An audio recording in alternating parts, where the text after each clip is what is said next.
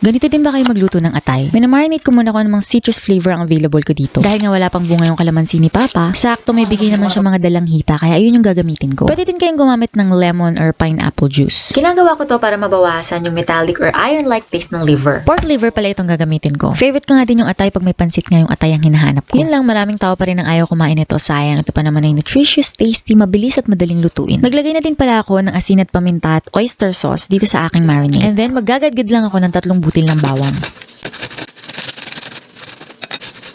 Hindi naman ito matagalang marinade. Hinalo ko lang mabuti at ibababad habang hinahanda ko pa yung ibang mga sangkap. Okay. Hiniwa ko na nga ng pa-strips yung mga gulay na gagamitin ko, kagaya din ng paghiwa ko sa atay at dun sa pork. Pagkatapos unahin ko na silang lutuin, ganito din ba ang ginagawa nyo? Pinapan-fry ko muna yung mga gulay, konting mantika lang naman. Inuna ko na nga yung carrots at patatas dahil sila yung medyo matigas at matagal maluto.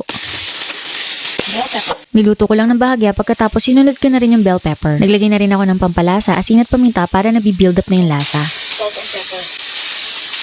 Naglagay din pala ako ng green peas. Green peas. Sahanguin ko na nga at hindi ko siya i-overcook dahil mamaya isasama ko pa siya sa pagluluto ng iba pang meat.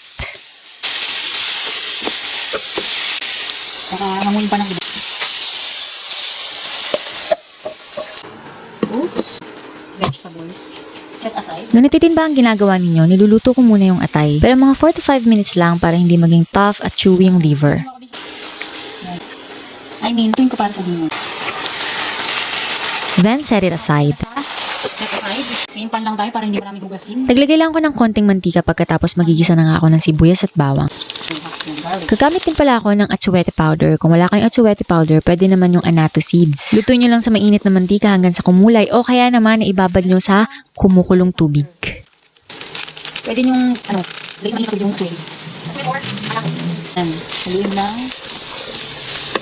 Tapos yung Gagamit ako ng pork tenderloin pero kayong bahala kung gusto niyo ng pork belly. If you prefer fattier meat. Salt and pepper, importante yung pepper sa ating niluluto ngayon. Mas masarap yung freshly cracked pepper. Itong ginagamit ko, white pepper to kasi tinatamad na ako mag-crack. Pero ginamit ko pa rin siya kanina. Naglagay pala ako ng soy sauce, hindi ko lang naipakita pero ang gamit ko ay premium soy sauce ni Likum Ki Bekenemen. I have also added oyster sauce, same amount as soy sauce. Isang kutsa lang natin yung pork, medyo tagalan natin para mas maging malasa. Stir na lang nating manuot yung soy sauce at yung toyo na nilagay natin kanina. Pagkatapos, maglalagay na rin ako ng laurel leaves. laurel.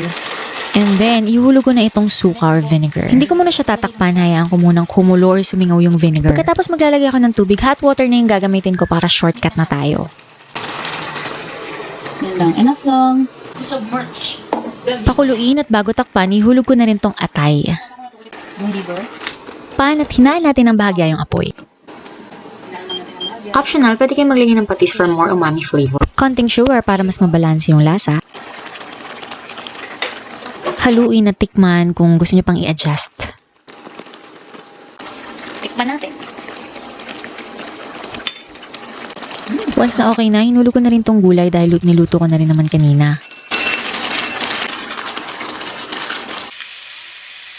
Bango. Nakalimuyak.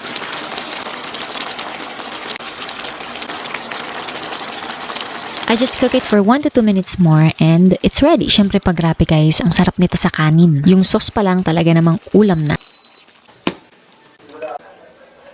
Ikaw, paano ka magluto nitong igado? Disclaimer lang, hindi ito authentic ha. Sariling version ko na to syempre. Kaya naman i-try nyo na to guys and comment down below kumusta ang inyong experience dito sa ating igado. Ayun lang. Ako nga palang inyong kusinerang ininyera, Jenny Cusin Silvestre. See you in my next vlog.